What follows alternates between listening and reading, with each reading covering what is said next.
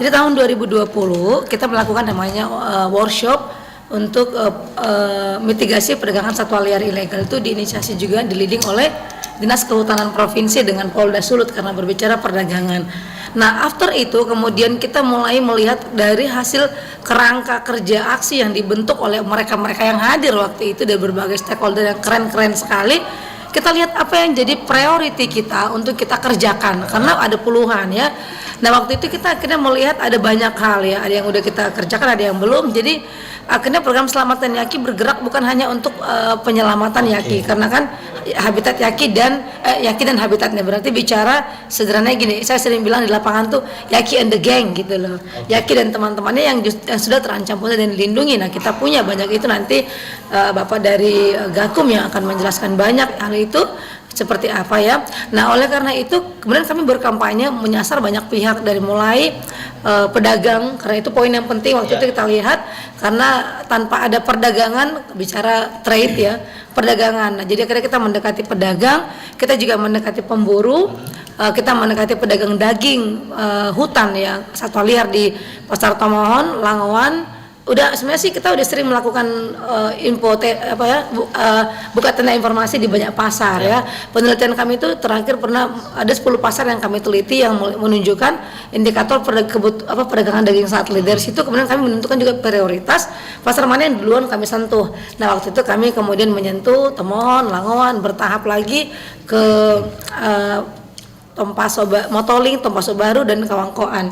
Selain kami juga sering melakukan sosialisasi di pasar-pasar yang ada. Nah, setelah itu kemudian kami juga melakukan deklarasi di pasar-pasar. Jadi setelah kita pendekatannya nggak gini ya.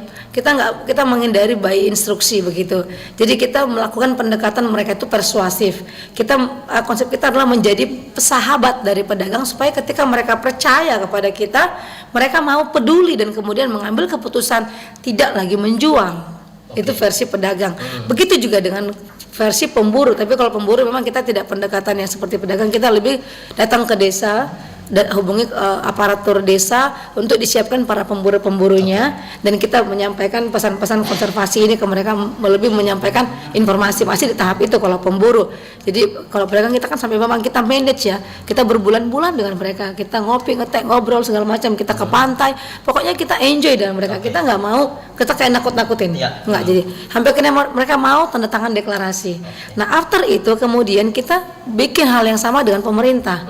Di level pemerintah kita juga mau ada dong, kita nge-report nih ke Pemkab misalnya, Pak Bupati, kita udah bikin ini loh di pasar-pasar yang ada di kabupaten Anda. Akhirnya di tingkat kabupaten, kota, kita juga bikin deklarasi yang sama. Nah, kemarin itu Tomohon belum bisa jalan, kita nggak bisa dapat waktu audiensi dengan Bapak Wali Kota, sudah menyurati, sudah mendekati banyak cara, kita belum bisa mereport ke Bapak Wali Kota ya. Tapi kalau Minsel dan Minahasa itu proaktif, dan akhirnya kita bisa bikin deklarasi di tingkatan Pemkab Minsel dan Minahasa. Padahal yang pertama harapan kita adalah Tomohon yang sebenarnya kita menjadikan role model. Nah, setelah di tingkatan pasar and then pemerintah, berikutnya adalah tingkatan provinsi. Nah, itu yang festival ini. Jadi kita mau kita main, karena ini bicara perubahan perilaku di semua lini masyarakat seperti itu.